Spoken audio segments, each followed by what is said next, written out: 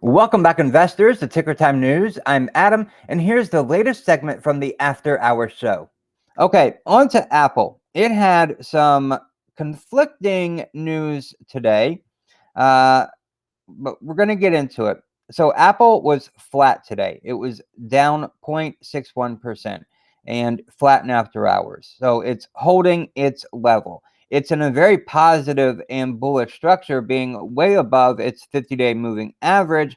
And this recent run up of all-time highs hit yesterday on December 1st have been pretty cool. Now, if we measure, I didn't do this and I wanted to, this bounce off of its 50-day moving average up to that all-time high, that was a 15.4% move since November 11th through December 1st, 15.4% on a company with a 2.68 trillion, with the letter T, trillion dollar market cap.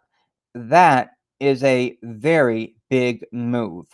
All right, now that I got that out of the way, let's talk about the news of today for Apple.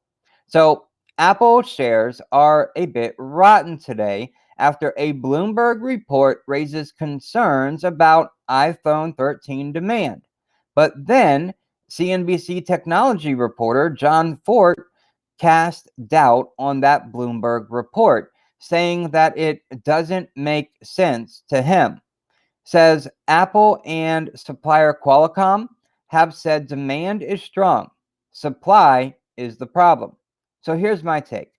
With supply chain disruptions already taking a bite out of Apple's sales, Bloomberg's report that the company is informing suppliers of weakening iPhone 13 demand isn't the most encouraging development.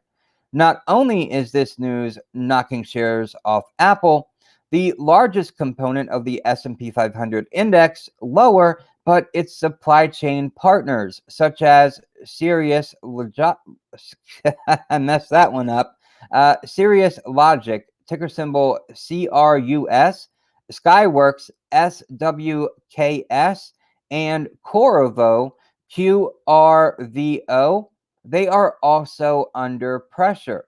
For a market already on edge due to the Omicron variant and the persistent inflation, this report comes at an especially sensitive time for investors.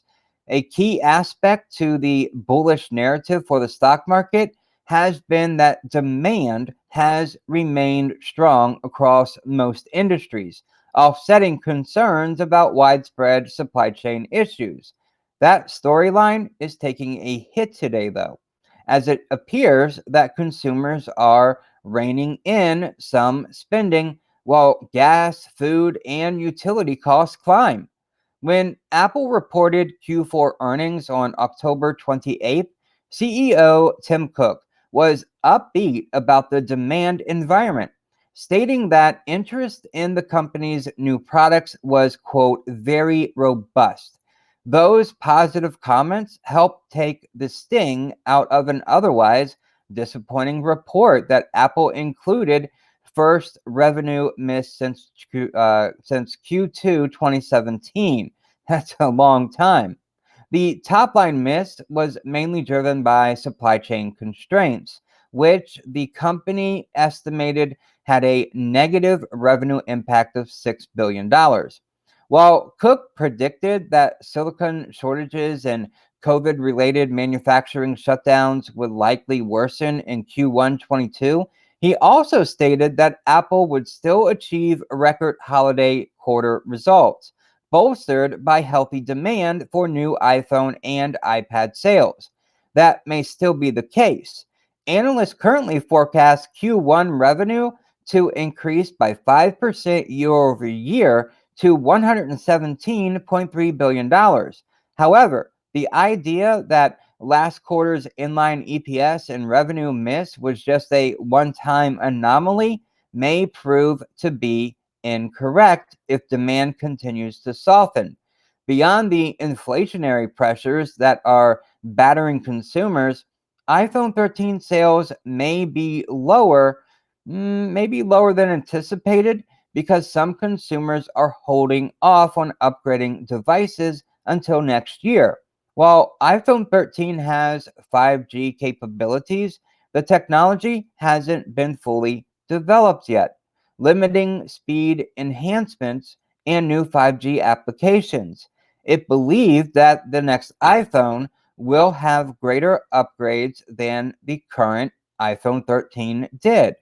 It's unclear how significant the deceleration of iPhone 13 demand has been. The drop off could be relatively small, positioning Apple to still post healthy Q1 results in late January. What's concerning, though, is that headwinds appear to be strengthening as supply chain disruptions continue and possibly worsen as governments react or overreact to the Omicron variant. Well, that's my thoughts on Apple. What do you think is going on with Apple? Do you put any faith in this report that iPhone 13 sales are slowing down and supply constraints are really struggling and hitting Apple hard? Or is it just more FUD in a market that is fully engulfed in fear, uncertainty, and doubt? Let me know in the comments. Thank you for watching this segment from the After Hours Show. If you want to watch it live, then join me on this channel every day the market is open around 5 p.m. for the latest stock market news, deep dives on your favorite ticker symbols, and most importantly, answer your questions. Make sure to click the like button and share this video with others so we can all reach financial freedom. Thank you so very much for watching, and I will see you in the next video.